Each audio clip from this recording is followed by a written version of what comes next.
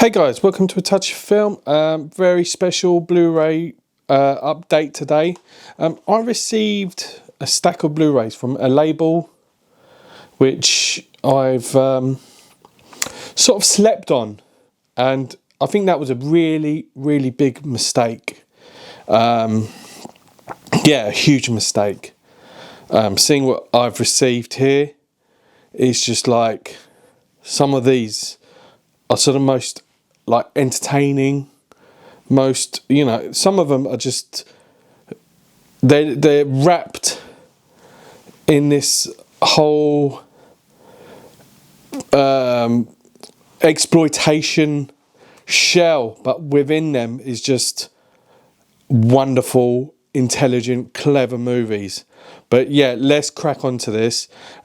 So yeah, I received a stack of Blu-rays from Mondo Macabro, which I'm just amazed at how great this label is.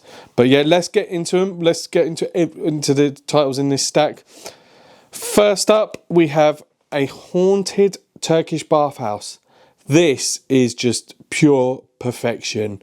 Directed by Yasuhiko Yamaguchi. Oh, this is just one of those films that, you know, it's one of those that labels in the UK sleep on, and I don't understand why.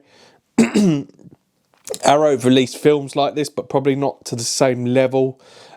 This is just a really good, I would like to say a horror movie, but the horror elements aren't really throughout the whole film.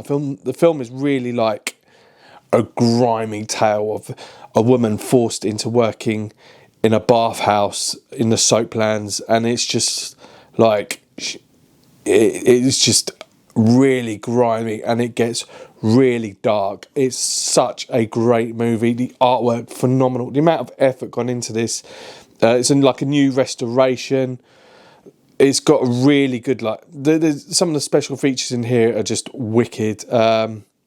Interview with authors from, and this is just so good. It's such a great release.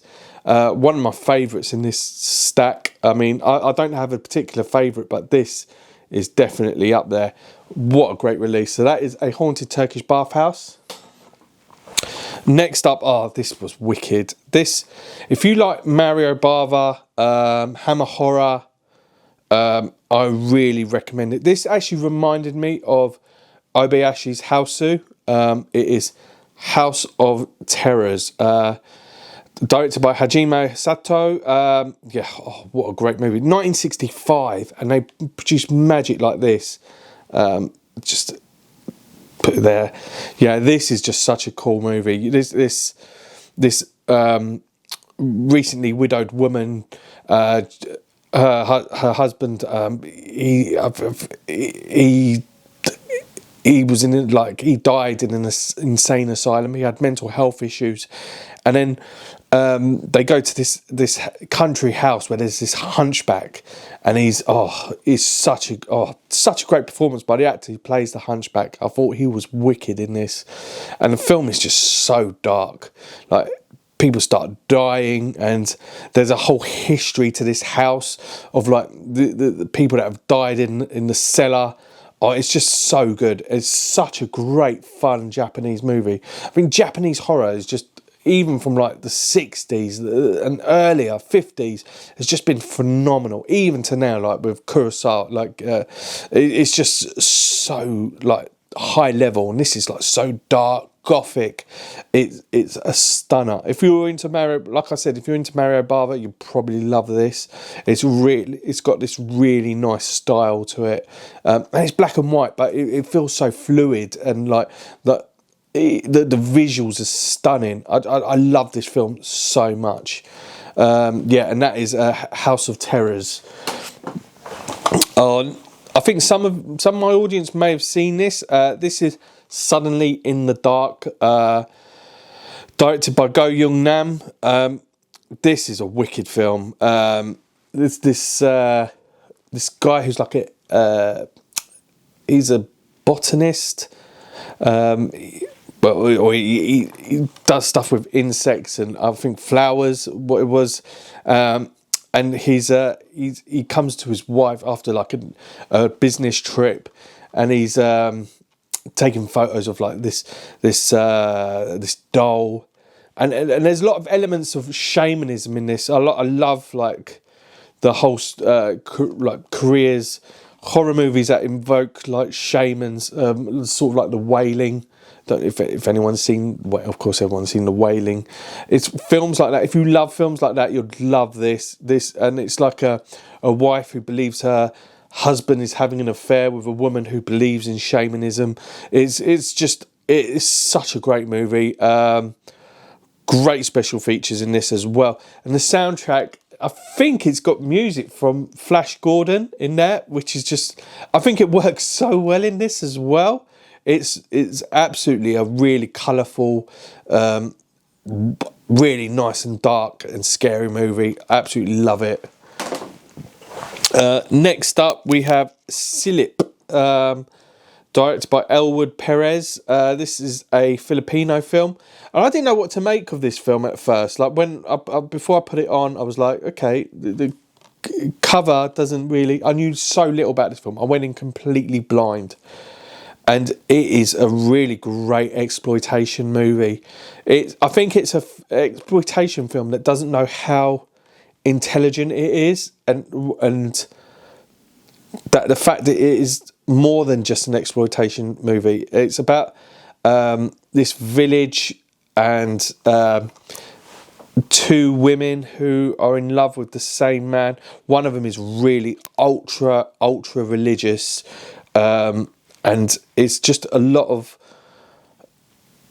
clever subjects that are brought up in this film, and I think it's just so good. It is a really good movie, and I highly recommend it for anyone. Don't look at it as just like, you know, it's a pink film. Is more than that. It's so much more. It's a really clever film, but I have to warn you, there's the first scene in it just shocked me.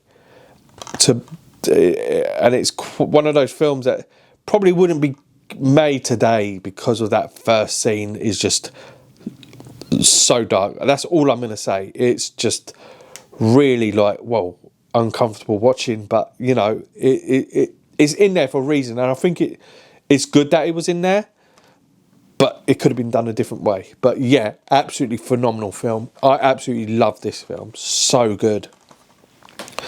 Next up we have Woman Chasing the Butterfly of Death.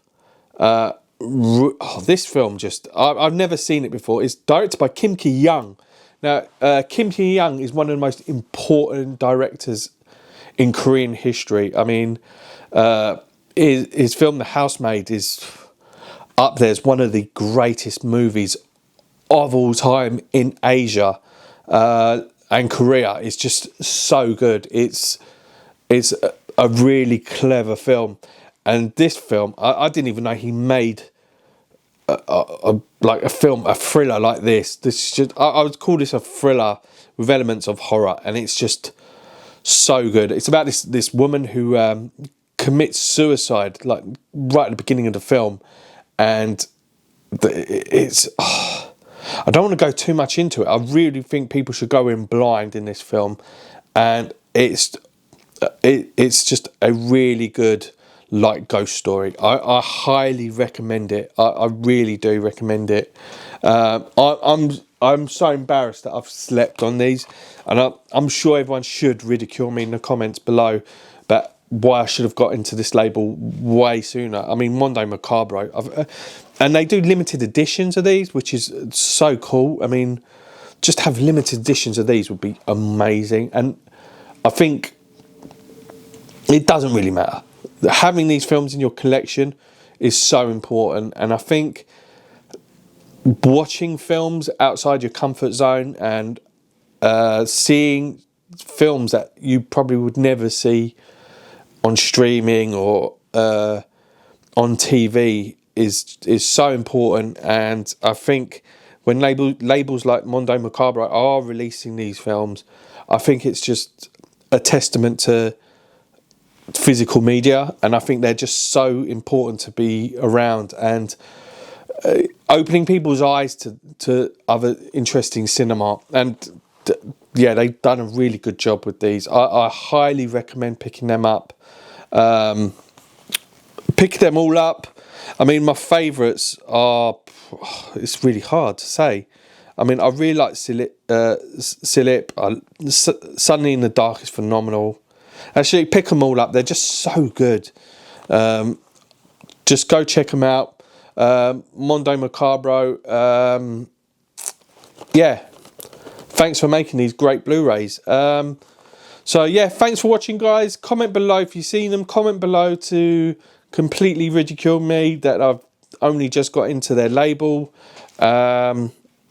Click like, dislike if you want. You know, I don't mind. Yeah, and I'll see you next video, guys. Thanks for watching. Take it easy.